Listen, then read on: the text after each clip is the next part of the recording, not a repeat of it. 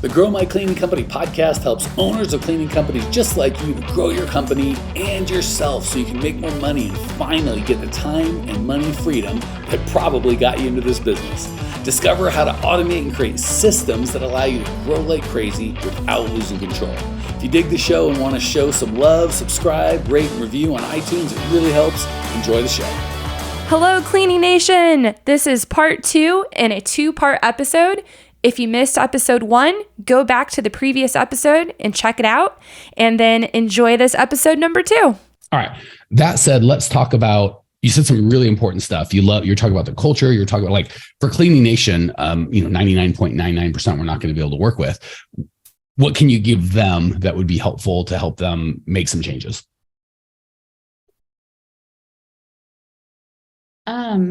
That might be too much pressure. What did you like that worked really well that other people could just take or leave depending on their own circumstance? You know, what I really, really liked is, I loved all the tactical advice. That's actually, I feel like I spent like 99% of my brain power on the tactical advice, but that you gave in all the steps and ways to change payment systems, ways to restructure your company, or ways to hire, and how to have company culture, and I love the hiring ways. I could go on a whole rant about group interviews. Like, I feel like they changed my life. I feel like Indeed was in charge of my life last summer hiring, and I feel like I'm in charge of hiring now. It's amazing. If you have to pick a master, Indeed is not the one to pick. They're terrible. Oh my God, they're so mean. Yeah, and they're good at what they do. Your money. Yeah, they're I'm so frenemies with Indeed. They're like, I have such a love-hate with those guys. Okay, so. Yeah, but sorry to focus. Oh my God, I'm sorry. My ADD is apparently in charge today. We got an ADD person interviewing an ADD person. We've talked about large men and we're all over the board. So I know I really want to keep talking about all these other tangents that I'm excited about cleaning in the program now. But so something that I think was extremely helpful was, like, it was almost like a guided meditation that Suzanne did in one of her calls. And I wasn't expecting it. And it really, really clicked something for me that was so helpful. And she had us, I might be remembering this wrong. I might have put my own spin on it because I loved it and changed it in my head. But she had us, like, pretend we were walking into a movie theater in our minds, and we were going to watch a movie of the life we wanted to live. Like that. And then I feel like there was something that happened where we imagined that going into something like, popcorn or something that we were also eating. Like, there was something where I was closing my eyes and I was immersed in imagining this life I wanted. And it was maybe 2 minutes, and we stopped, and she asked everyone to share what it was like. And her and I were talking about it. She's like, I can feel what you're saying. I was like, I can feel it too. Like, I could feel the life that I was really, really wanting to fight for. And I felt like that's something I was ready for. And, like, having my business be profitable, having my business be, just its own soul and being that's alive and thriving with multiple people in it, and not just me, like, trying to clean and do everything. And then having my life able to be really stable and functional and happy. Like, I was breathing that in. I was watching it in my mind. I was, like, eating it in my pretend popcorn, and I was so in love and so happy. And so there were things that, like, changing my books around, or, like, making, calling clients to raise their prices, or calling clients to say, we're going to bill them on the first of the month, if they're, or making a change in my niche area, or, like, trying to learn the funnels, which drove me a little crazy for 2 weeks, but then I made it through. Like, I kept going back to that specific call and that specific 2 minutes that I did with her on that group call. And it was like, no, like, I hate this right now. I am not having fun right now. But, like, I can taste the life that I really, really want. And I don't know what changed for me. I think it was, like, right before I talked with you, I had a conversation with my now ex, and he was like, he was explaining that he didn't really feel like my mind was, like, in a relationship mind. He's like, you're so focused on business. He was like, I don't feel like I'm getting, like, from a partner what I would need to get from a partner. Like, I feel like I'm hearing about business all the time. And in my mind, I was like, that's how I'm providing. I'm obsessed with, like, how do I make this thing work? How do I do it? And then I had this aha moment that, like, I need to be it's kind of like working on my business versus in it. Like, I need to have my business needs to have its realm in here and be operating. And then I can be over here watching it, and then, like, feeding it and growing it, but not, like, consumed by it. All that outside and slightly elevated. So you kind of picture your business as a ball, and you're not in the ball. and you're not on the ball, you're just a little bit above and outside looking down on the ball. So for all of you guys, gals out there, outside and slightly elevated is how, if you can kind of picture you as an independent, distinct being and your business being an independent thing and your relationship together. Because if you're all enmeshed in, that's not what we're talking about. Outside and slightly elevated. It is this independent being. Go ahead. Yeah. Well, yeah. And I'm so happy and I'm so grateful because, that relationship didn't work out, which is fine, but God bless, love everyone. But and I like his self-confidence and awareness of this is what I'm looking for. And you could have gotten, well, screw you. And you did. I love that you're like, even if the relationship wasn't a fit, I'm still going to take something from that. Like the guy's not crazy. There's something to be said here. And I'm going to have a little introspection based on that conversation. Yeah. And it was a pivotal moment for me and kind of life changing. Because then I had a moment where I was like, who am I if I'm not enmeshed in my business?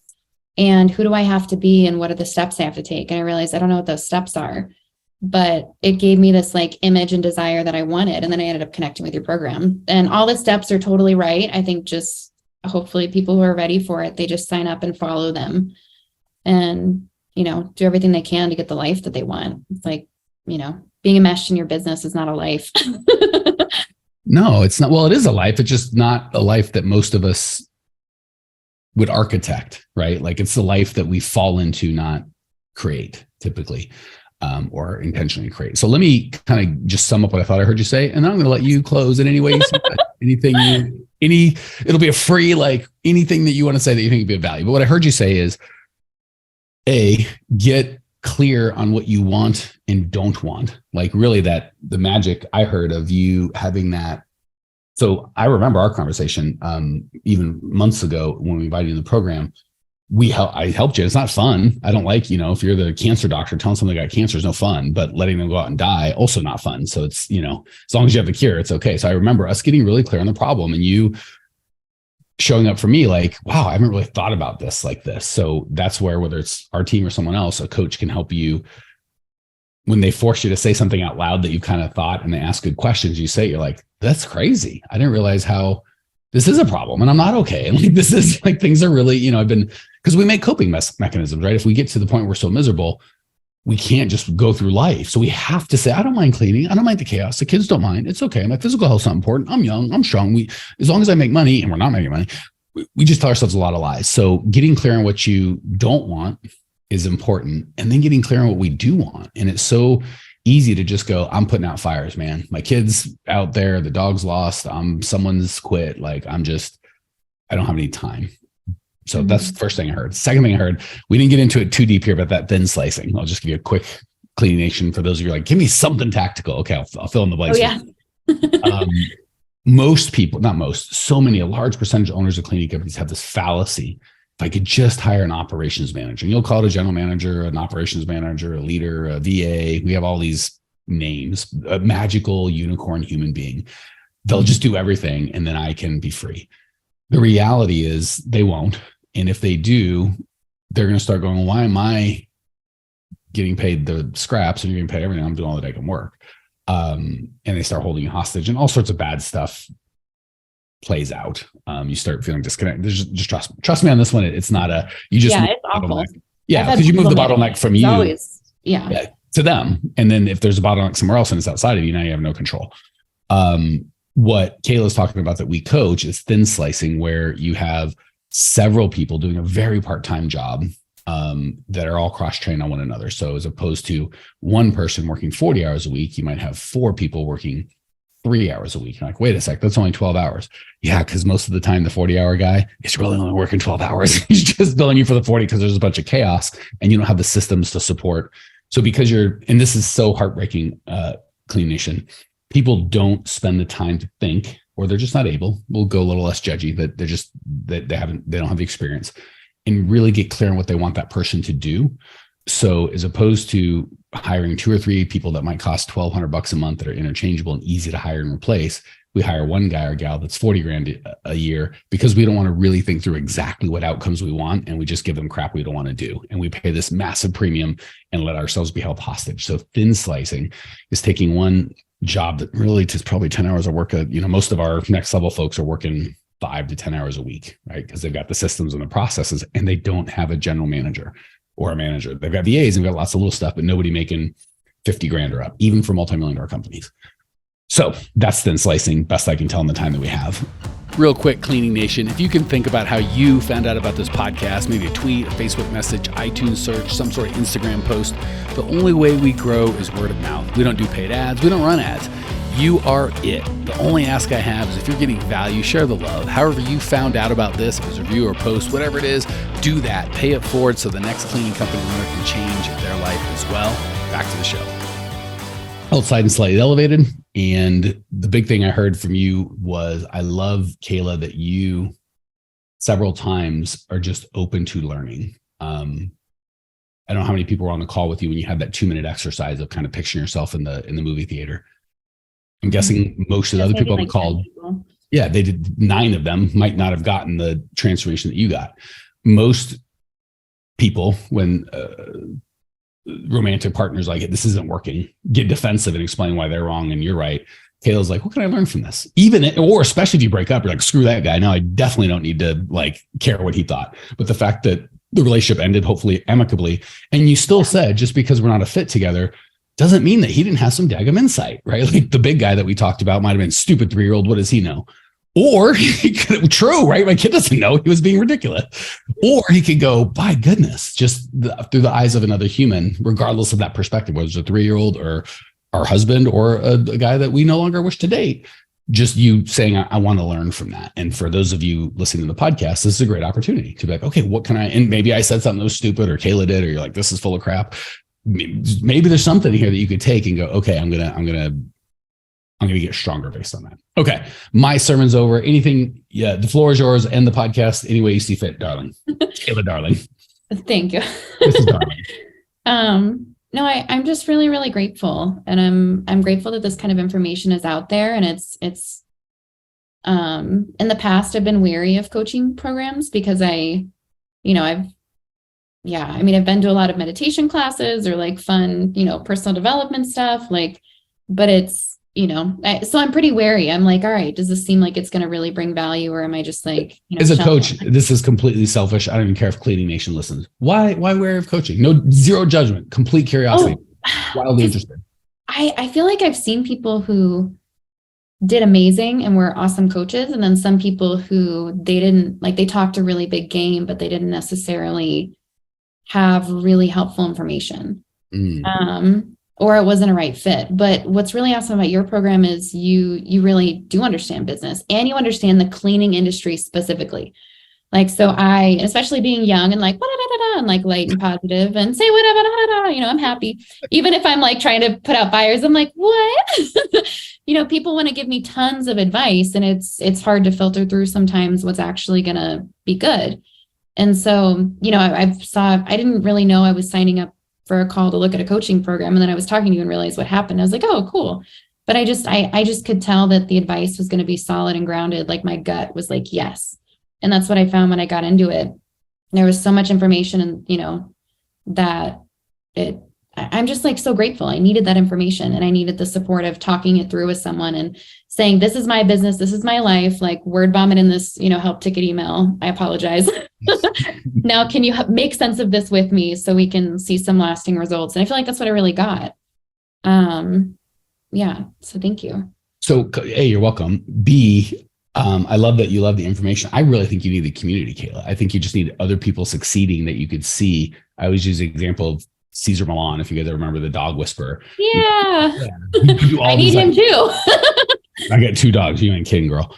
Most of the episodes he go in and create magic with these dogs, but sometimes there was a dog that it was too bad. He's like, I got to take this back to my place and put him with a healthy pack. That's the only way. They need to help each other. I can only do so much. I see a lot of that with our people. They've been cleaning or they've been beat up for so long. Me screaming or yelling can only go, or our team loving on you and giving the information can only go so far. Being around other healthy owners and going, oh, that guy's not any smarter than me. Why is he out of cleaning and making twice? That's insane. There's something about the community that helps. So, and by the way, it goes both ways. You pick a bad community, it is very hard to succeed. You pick a good community, it's a crap ton harder to fail. So that'd be the first thing is, guys, gals, and Kayla, I want to encourage you. Information is great. What to do and how to do it, super important.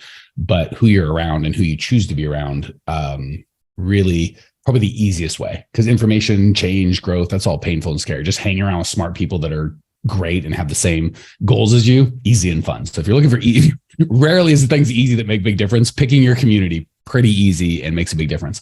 Last thing I want to say, super kind words, Kayla, like, hey, you know what you're talking about, but I want to encourage everybody, don't use this guy or gal might be a bad coach, me or any other coach or anyone in your life, as an excuse to do nothing.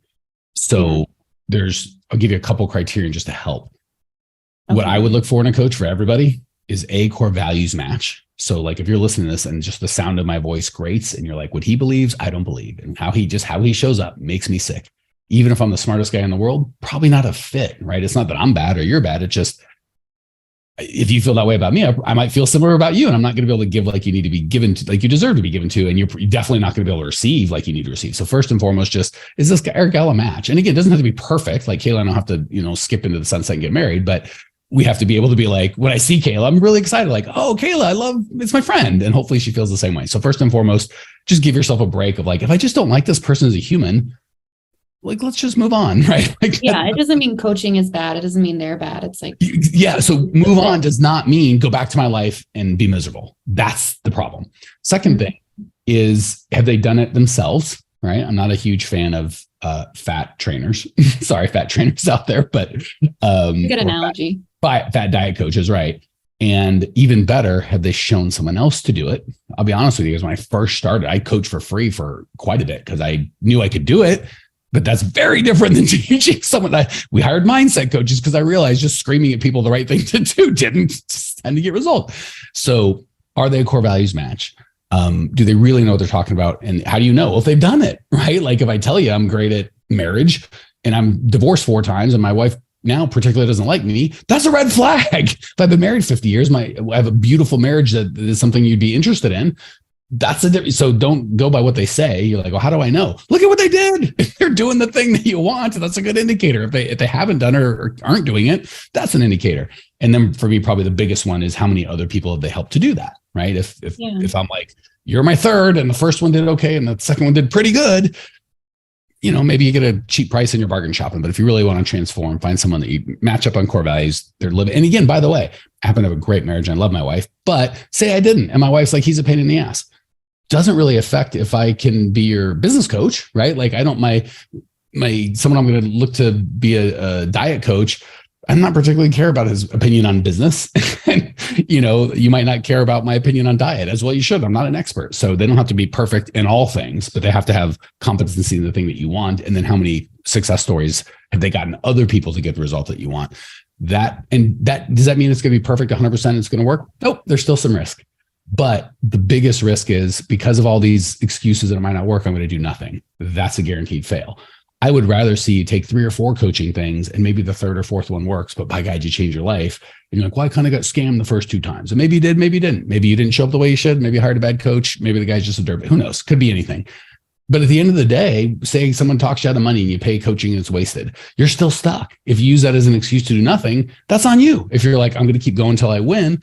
Yeah. Don't let a bad, like religion. People are like, oh, I don't like Christians. I met a jerk bag Christian. Well, either it's true or it's not true. If that guy's a jerk or not, don't let that affect your relationship with God. Or if there's a super nice guy that believes that, in the sun God, which, maybe, sorry, sun God people, if that's the truth, but that's not my thing. I'm not, you know what I'm saying? So go with the result that you want, not just, I could get scammed. Therefore, same thing with getting out of cleaning. Well, I've heard that employees are bad and they'll quit. And yeah, that's all true. But at the end of the day, it's like, so what? I still got to get out of cleaning. Let's go. All right. Sorry. I got all something. Yeah. So if your thing is everything I have to try has got to work 100% of the time, quit being a business owner, go get a job. Not for me, because that sounds, you're going to be a terrible employee, but that sounds awful. I know. You got to just be like, I'm going to take some swings. And just so you guys, gals know, I've spent over $500,000 on my education and I did not go to college. I'm in a mastermind group now that's $70,000 a year. I invest heavily in my stuff and I could go, that guy was sucked or that guy, whatever. That's on me. I chose to learn something good from every single one. The guy that I felt did a good job or did a bad job, I still learn. That's why I love what you said, Kayla, about this guy and I chose to part friends and not date. Doesn't mean I couldn't learn anything. So I'd go the same thing. You've had a bad coaching experience. Like The coach is going to bring what they're going to bring. You get to choose what you take away from that. Like you can learn from like, well, how did he sell me? And maybe I could do that. And what didn't work? And why didn't I like him? And you know what I'm saying? Even if the guy or gal made me crazy, is there anything I like? You really get to choose what you learn. So I just want all of you guys, gals, to internalize your results. Super easy to blame. Well, my mom was a jerk and always told me that, or that coach scammed me, or my employees stole from me, or the government sucks. And like maybe any or all of those are true, but at the end of the day, you still got a life that you're trying to build. All right. Sermon actually over. Kayla, finish this out any way you see fit. Oh. I love that advice. Thank you so much. And it's good to think about, internalizing instead of just putting it, I'm afraid, putting it out there. I'm not going to move on. It's like, that's just so feared all out there extra. And, I've definitely been there and I want to do the internalizing. So thank you. I am so happy I could be a part of this. And I hope this helps anyone have a better life and get connected with, awesome opportunity and make great changes. So it's my favorite part of this podcast, Kayla. I'm guessing at some point before we got to work together, you listened to the podcast and probably heard someone else that went, wow. And you'll never meet that lady or that guy, but they changed your life. And now here you are. I promise you you've changed dozens, if not hundreds of people's lives, and you may not meet them. So it's really cool that you're here paying it forward. Appreciate you. All right. Cleaning Nation. If this bored you, but you're like, maybe something else will be different. GrowMyCleaningCompany.com. We've got 900 podcasts, a bunch of free content. Big thing is take action. If you want a different life, don't make excuses. Look right in the eyeballs of what's not working. Make a decision. You want something different, go get it. If that's reaching out to us, God bless. Let's talk to you. If it's not, and reaching out to somebody else, great. The only wrong answer is doing nothing and accepting it. GrowMyCleaningCompany.com. Check it out. See you there. Well, here we are, the end of the podcast, and you made it. Great job. I've got a little bonus for you for sticking through with me. But like I mentioned before, if you got value out of this podcast and you want to show a little love, subscribe, rate, and review on iTunes, Spotify, wherever the heck you're listening to this thing. Share it with a friend. Share the love. And as a special thank you for those of you that stuck with me to the end, how about I give you my personal phone number so we can text? It's a great way for me to get to know you, your business, your goals personally. So shoot me a text now, 602-932-6431, 602-932-6431. I am the only one who responds to these texts, and I will personally respond to everyone I possibly can as long as this number is manned. Don't know how long we're going to keep this at the end of the podcast, so grab it now, 602-932-6431. Give me a text, say hey, can't wait to meet you.